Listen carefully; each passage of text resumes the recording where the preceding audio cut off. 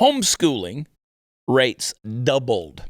Now, there's a dimension that I want you to think about, because obviously I'm learning a lot. As I've been campaigning, I meet a lot of people a whole lot smarter than me that are subject matter experts in this thing. And we homeschooled, all right? I homeschooled, and I believe in homeschooling.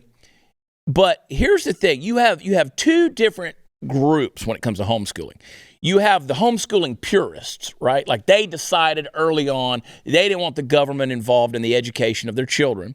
So they decided that they were going to homeschool and keep the government out of their lives. That's an honorable thing. I appreciate that. Then you have those that are homeschooling because the government already has had overreach in their life. So this is what's happening. The government overreach that happened in 2020 through the pandemic response, it forced kids out of school, and a lot of parents had no choice. They had to do homeschooling.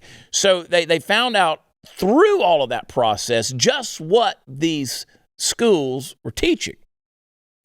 Now, we have something here in Texas, Proposition 9, which sounds real good. It's a proposition for school choice. And it also speaks to how the government's not supposed to have interaction with homeschoolers. But the homeschooling purists, they're a little bit wary of Prop 9 because, and I agree with them, because it comes with some strings attached, which for the future, it gives the government potentially some opportunity to reach into their lives and affect them. So we don't want that. We don't want that. I've talked about this at length. I believe that your money should follow your child. If you choose to put them in a private school, whatever. So yes, if you want to call that school choice, call it that, as long as school choice does not interfere with co-ops and homeschooling. Makes sense? Good. Got it. Now, this is important to all of us because we know that our kids are being indoctrinated. They are. And listen, every time I say this, people say, you don't even know any teachers. It's amazing to me, Chris, that people's response to me is, do you even know any teachers? It's not like asking, have you ever met an astronaut that walked on the moon? Believe it or not, teachers are pretty prevalent in common society. So yeah, I know a lot of teachers, not to mention the fact that my oldest daughter is one. And so yeah, I know some teachers.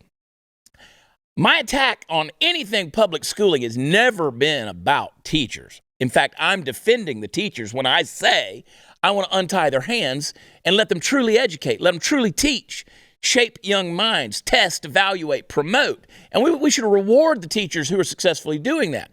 We should incentivize them. Listen, I said to someone just this morning in a conversation that for 20 years I've been saying that it should be harder to get the job as a teacher. It should be a more specialized position. But then they should be compensated more adequately as well. And that goes into their benefits, health care, as well as their retirement.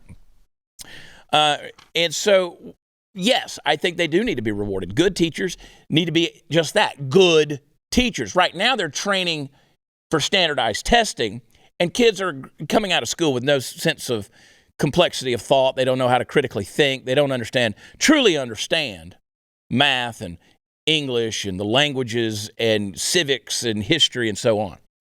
So parents started seeing the indoctrination that was going on.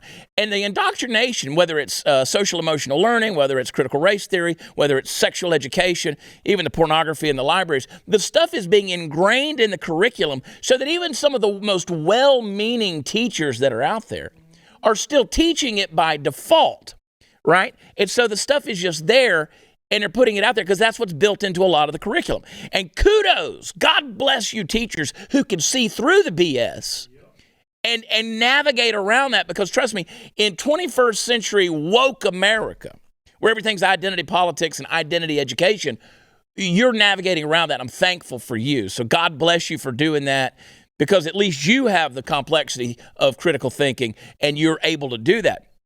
But these parents, they started seeing the crap, right? Whether it was the Zoom call education or whatever. And so in the spring of 2020, 5.4% of households in the United States with school-age kids said they were homeschooling. By the fall, it had hit 11.1%.